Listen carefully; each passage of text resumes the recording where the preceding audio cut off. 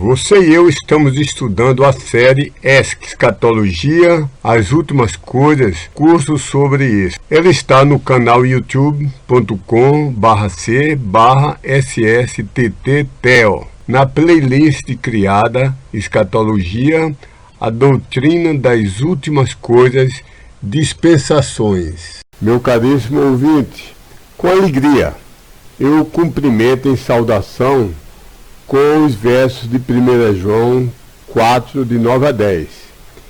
Nisto foi manifesto o amor de Deus a nós, que ao seu Filho, o unigênito, tem Deus enviado para dentro do mundo, a fim de que vivamos por ação dele, o Filho. Nisto está o amor, não em que nós hajamos amado a Deus, mas em que ele nos amou e enviou o seu Filho para ser a propiciação dos nossos pecados. Que maravilha! Nós o amamos porque ele nos amou primeiro. Ó Deus, a esse que agora está ouvindo, a esse querido amigo que está ouvindo, eu rogo que o ilumine, que eu faça entender e que eu faça responder, de modo que mude a sua vida em direção à estatura do teu Filho. Em nome de Cristo, amém. Agora nós vamos ver a sessão de estudo de escatologia, a sessão 1.1, cujo título é importantíssimo o estudo das profecias. É importantíssimo o estudo das profecias. Curso de Escatologia, a doutrina das últimas coisas. Bem, comecei a preparar esse curso em 1997 e o usei para dar aula na Escola Bíblica Dominical de 4 igrejas e 4 institutos bíblicos em que ensinei. Partes foram resumidas, influenciadas ou adaptadas. Eu retirei de Things to Come, um livro de Dwight Pentecost, outras partes de Lectures in Systematic Theology, de Thyssen, outras de Guide to the Bible, de Willmington, alguns artigos de Walwood, de Thomas Ice, um livro de Robert Elam, etc. Isto foi revisto e reformatado em 2006 e agora em 2019. Então, seção 1.1. É importantíssimo o estudo das profecias. Muitos dizem que o que tiver de ser, vai ser. Isso é uma doutrina fatalista. Outros dizem, não tem importância a profecia. Quando chegar e ocorrer, nós vamos saber de tudo. Ou quando estivermos no céu, na eternidade, vamos saber de tudo. Não devemos estudar profecia. Mas isso é uma tolice, quase uma insanidade e um desrespeito à palavra de Deus, porque vamos ver que Deus deu preeminência às profecias. E como a Bíblia diz que toda a Escritura é inspirada e é útil para nos ensinar, nos repreender, etc., se Deus colocou tanta ênfase nessa doutrina, nós devemos pôr ênfase nessa doutrina. Então, é importantíssimo por vários motivos. Primeiro, esse assunto é proeminente nas Escrituras. É 1.1.a. Profecia, do estudo das profecias, é proeminente nas Escrituras. No Velho Testamento, nós temos 1/3 do Velho Testamento é constituído de profecias. Muitas já se cumpriram, mas algumas ainda faltam ser cumpridas.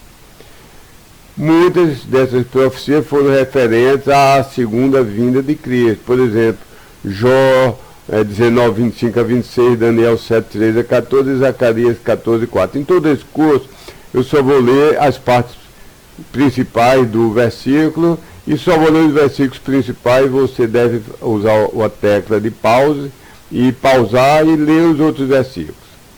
Então, em Jó 19, nós lemos: eu sei que meu Redentor vive, e que por fim se levantará sobre a terra, e depois de consumida a minha pele, contudo ainda em minha carne, verei a Deus. Então Jó provavelmente foi o primeiro livro escrito da Bíblia, antes mesmo do Pentateuco. E Jó já sabia, já falava sobre a ressurreição, porque ele foi inspirado por Deus. Em Daniel 7, 13 a 14, está dito: como o filho do homem dirigiu-se ao ancião de dias e o fizeram chegar até ele, e foi-lhe dado o domínio e a honra e o reino, para que todos os povos, nações e línguas o servissem. O seu domínio está falando do reino eterno de Jesus Cristo, o reino milenar que se prolonga pela eternidade. O seu domínio é um domínio eterno que não passará, e o seu reino tal que não será destruído.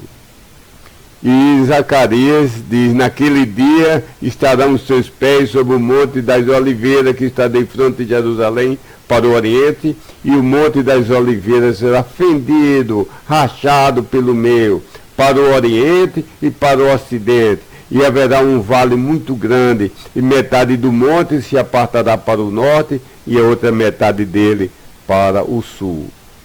Então, nós temos no Velho Testamento centenas de profecias que ainda faltam ser cumpridas, e um terço do Velho Testamento é de profecia. Então, Deus deu ênfase a profecias e nós devemos dar a mesma ênfase à profecia. No Novo Testamento, mais de 350 versículos são de profecias. Como o Novo Testamento tem 7.957 versículos, esses 350 versículos, mais 350, equivalem a mais de um verso em cada 25. A cada 25 versos, mais de um fala sobre profecia. Mais de 4,4% do Novo Testamento são proféticos. Há capítulos inteiros que são inteiramente proféticos.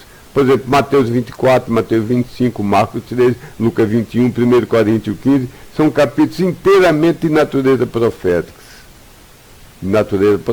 Há mesmo livros inteiros que são quase que inteiramente proféticos. 1 Tessalonicenses é um exemplo, 2 Tessalonicenses também, Apocalipse são livros esses três quase que inteiramente proféticos. Ao todo, cerca de um terço, isso é 10.367 versos da Bíblia, é constituído de profecias. Sei que a maior parte já se cumpriu, mas muitas ainda faltam se cumprir e nós devemos estudá-las. Motivo B, 1.1.b. O estudo de profecias é decisivo para o entendimento de praticamente muitas coisas. Primeiro, doutrina. Sem profecia, há partes de doutrinas importantíssimas que você não vai entender se não entender profecia, se não der ênfase à profecia. Por exemplo, a salvação. A salvação tem três aspectos: o aspecto passado, o presente e o futuro. A salvação passada é de natureza jurídica, é uma decisão judicial, já está decretado, é definitiva, é a minha posição. Deus já me vê na eternidade futura, no céu, e no novo céu, e na nova Jerusalém, na nova terra. Deus já me vê perfeitamente. Para Deus não há tempo, e a minha salvação já foi determinada no passado e é definitiva. Mas a salvação também é presente. Ela não só é jurídica, mas é uma experiência pessoal, é experiencial. A cada dia eu experimento a minha salvação, eu tenho um prazer, tenho um gozo em minha salvação, e eu vou crescendo em santificação. A santificação é progressiva, a salvação é um ato instantâneo, no momento que você creu, mas a santificação é progressiva, é pouco a pouco, é dia a dia, e deve ser trabalhada toda a nossa vida. E é um aspecto futuro. A salvação só vai ser completada no futuro. Nós não está completa porque falta um aspecto, que é a adoção. Nós não fomos ainda plenamente adotados, porque a Bíblia ensina que a adoção é sinônimo de glorificação do corpo. Nesse corpo meu ainda é pecaminoso, ainda envelhece, ainda adoece, ainda degrada, eu tenho as tentações da carne, mas virá um dia bendito, em que esse meu corpo será plenamente adotado por Deus e glorificado. Como entender, então, a soteriologia se você não entender a escatologia? Como entender completamente tudo a respeito da salvação se você despreza essa verdade futura? Sem ter em mente que o nosso corpo ainda será não só ressuscitado, mas transformado em glorificação. Então, foi o aspecto B. Aliás, foi a primeira parte do aspecto B. Também é importante para você entender os tipos, isso é, os símbolos. Por exemplo, o casamento de Isaac e Rebeca, onde Abraão mandou o servo para buscar um esposo, uma noiva para Isaac. Como entender isso sem ter em mente que isso lindamente tipifica o pai enviando o Espírito para trazer a noiva para as bodas com seu filho. A propósito, a noiva ou a esposa é a nação de Israel. O verbo ser declara isso várias vezes na Bíblia. Há várias vezes na Bíblia que é declarado explicitamente que Israel é a noiva ou que Israel é a esposa de Deus, ou de Jeová, ou do Filho, ou do Cordeiro. Mas não há nenhum versículo onde seja usado o verbo ser explicitamente declarando que as igrejas locais são a noiva ou a esposa do Cordeiro. E isso veremos depois, oportunamente, no outro curso. Mas cheque isso, é uma ideia muito espalhada que a igreja é uma igreja universal, isso não faz sentido nenhum. Deus criou igrejas locais, como criou casamentos individuais de um homem e uma mulher criando uma família. Não há um casamento universal de todos os homens com todas as mulheres. Então também não há uma igreja universal.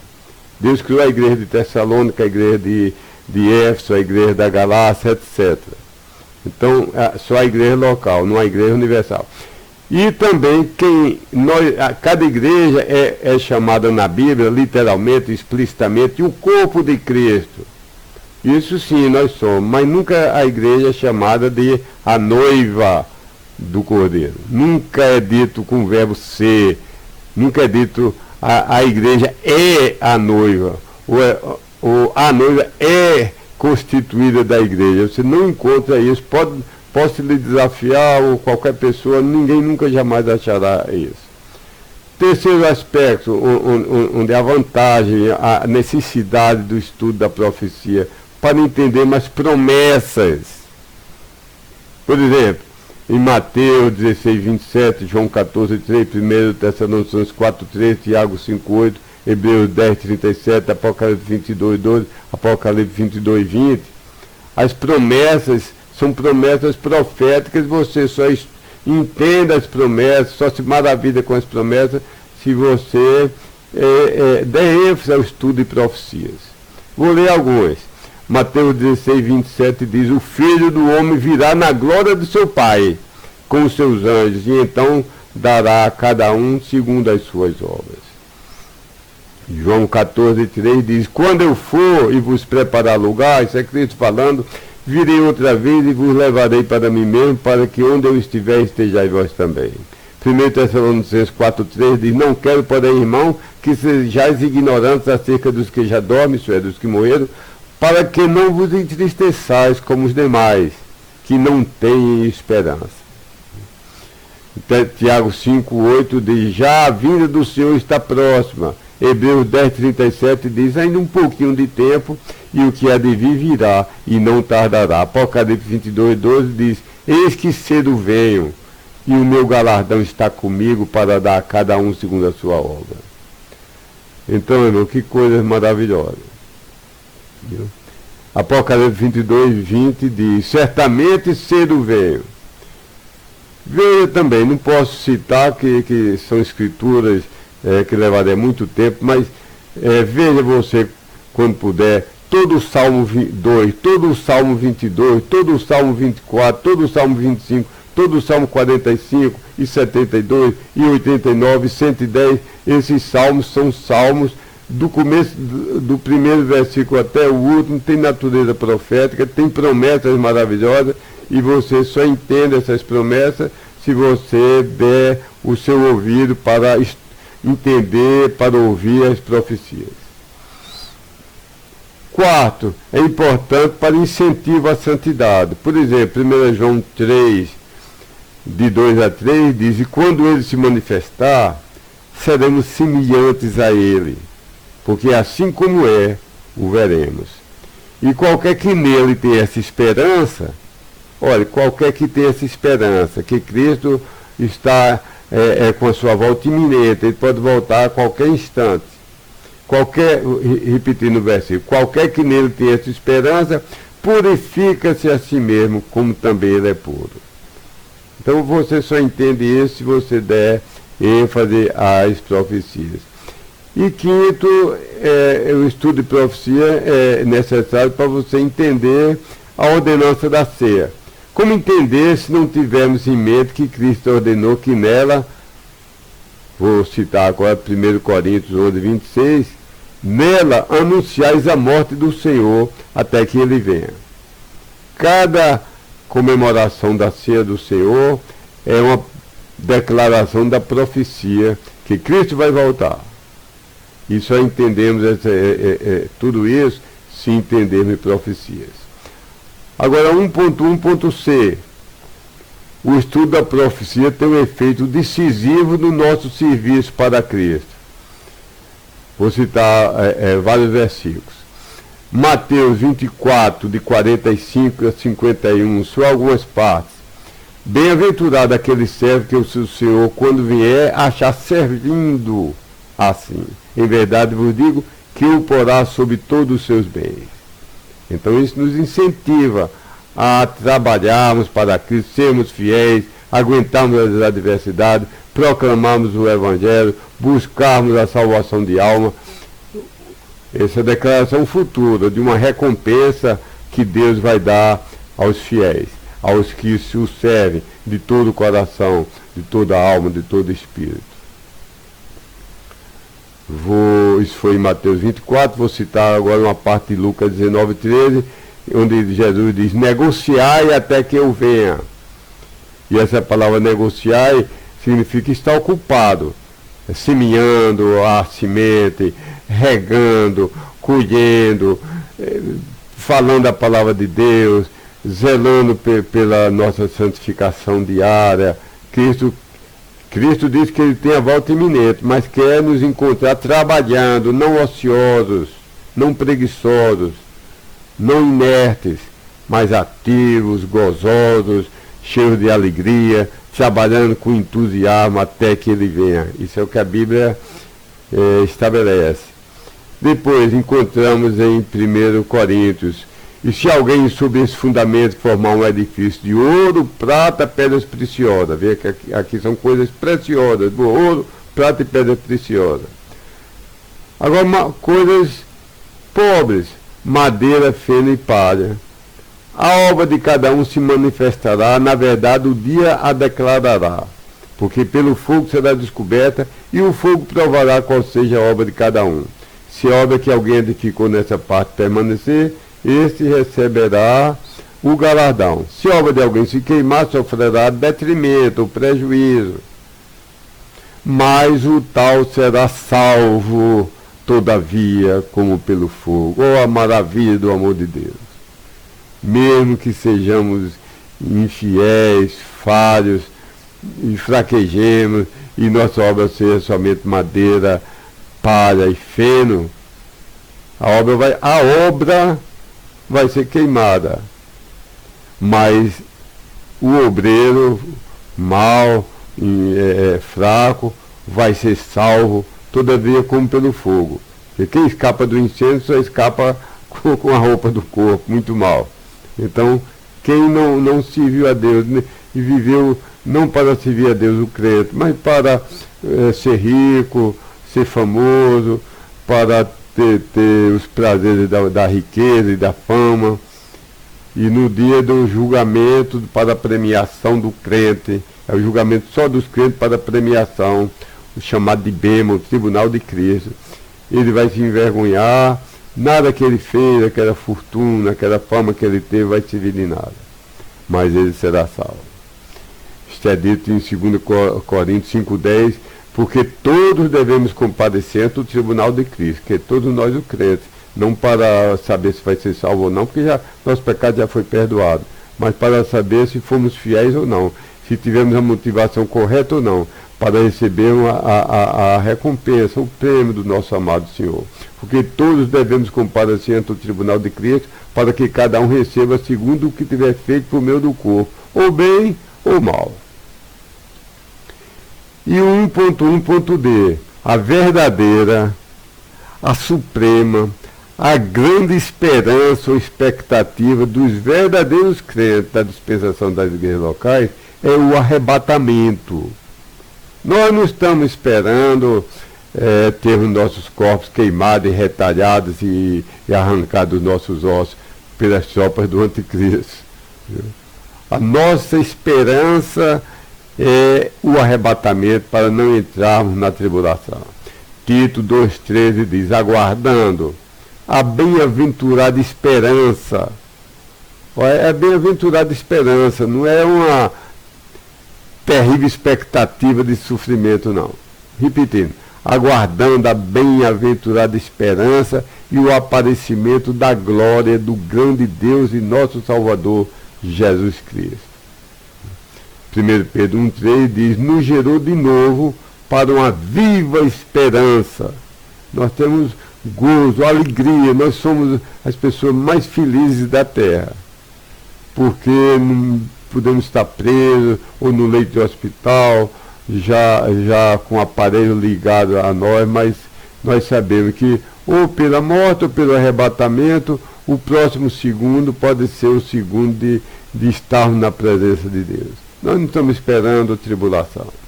E 1 João 3, de 2 a 3, diz, quando ele se manifestar, seremos semelhantes a ele. Nós vamos ser iguaizinho a Jesus Cristo em tudo, exceto na divindade de que ele tem. Nós somos criaturas, não somos criadores, nunca teremos a divindade. Mas nós vamos ter um corpo igual a ele, incapaz de pecar, incapaz de envelhecer, incapaz de apodrecer, incapaz de morrer, um corpo eterno e que só é dominado pelo Espírito Santo e que é incapaz de pecar. Essa é a melhor maravilha que eu posso imaginar para a eternidade. Então a Bíblia diz, quando ele se manifestar, seremos semelhantes a ele, porque assim como é, o veremos, e qualquer que nele tem essa esperança, purifica-se a si mesmo, como também ele é puro. 1.1.e profecias incentivam o cristianismo verdadeiro, bíblico, fervoroso, ardente. Então, profecias são indispensáveis como incentivo para o cristianismo. Por quê? Levam o perdido a ser salvo. 2 Coríntios 6,2 tem o solene apelo de Deus, e um apelo que tem o lado amoroso e tem o perigo de, se for rejeitado, vai encontrar Deus não como Salvador, mas como juiz, o lançando no merecido inferno, o inferno que eu mereço. Não vou para lá porque Cristo me salvou, mas eu mereço ainda. Então diz, porque diz, ouvi-te em tempo aceitável e socorri-te no dia da salvação. Então muitos crentes hoje são crentes e foram salvos, estudando profecia, ouvindo um sermão profético. É uma coisa que deve sempre, todo pastor, todo pregador, deve ter uma proporção de sermões de natureza profética. Também profecias incentivam o salvo que está desviado, incentivam para ele voltar ao primeiro amor. Romanos 13, de 11 a 12, diz, isso digo conhecendo o tempo que já é hora de despertarmos do sono. Então, estudando profecia, o desviado pode despertar do seu sono espiritual.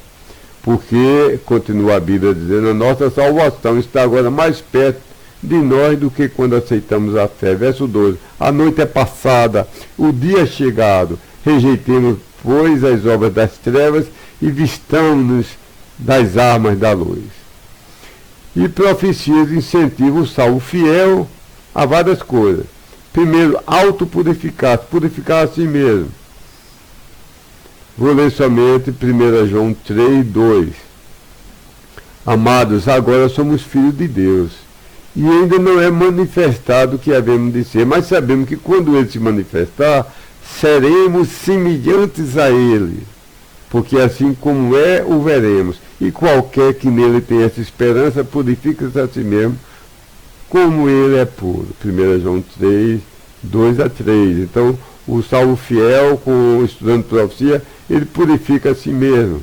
Não tem outra saída. Ele começa a estudar e diz, meu Deus vai voltar, meu Deus vai fazer o julgamento para recompensa, para premiação, para galardoamento. Eu quero deixar essa minha vida preguiçosa, essa vida desperdiçada. Eu quero voltar ao primeiro amor. E o fiel é incentivado a purificar-se ainda mais.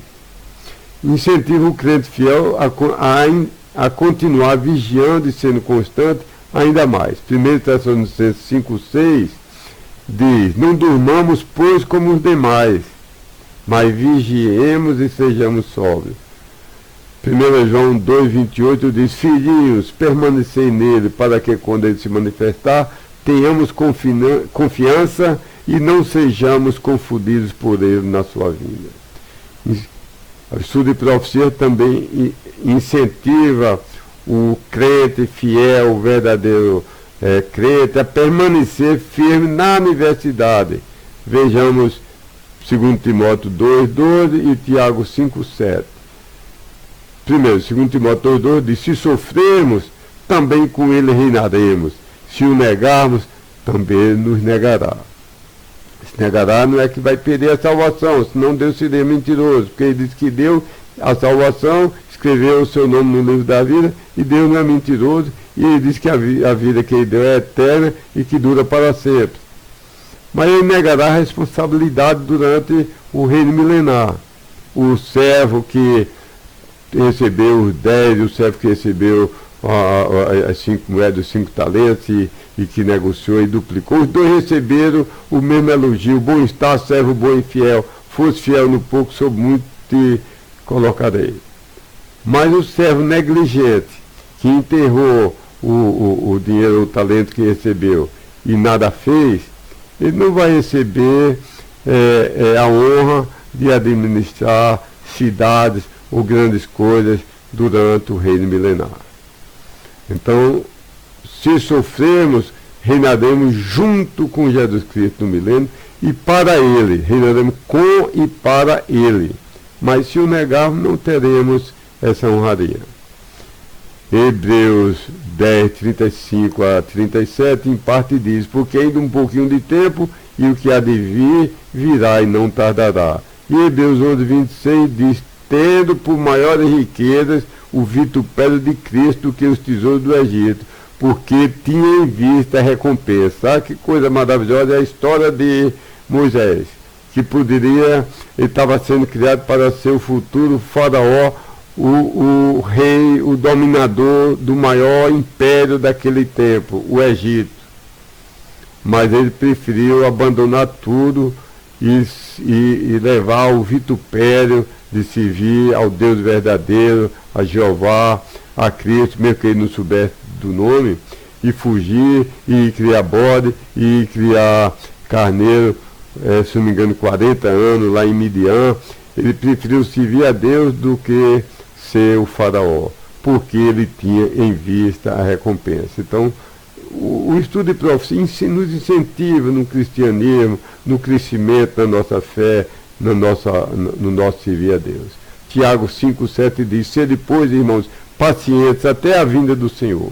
Eis que o lavrador espera o precioso fruto da terra, aguardando-o com paciência, até que receba a chuva temporã e serôdia. Então o estudo da profecia nos incentiva a sermos pacientes, passarmos galhardamente, por tribulações, por perseguições, mas sempre gozosos no coração, sempre com alegria, sempre esperando e tendo em mente a cidade celestial. Ah, meu estimadíssimo ouvinte, ouça e leia a Bíblia para pôr em prática, para ser mudado em direção à estatura do seu Filho Jesus Cristo. Senão ficará com maior culpa.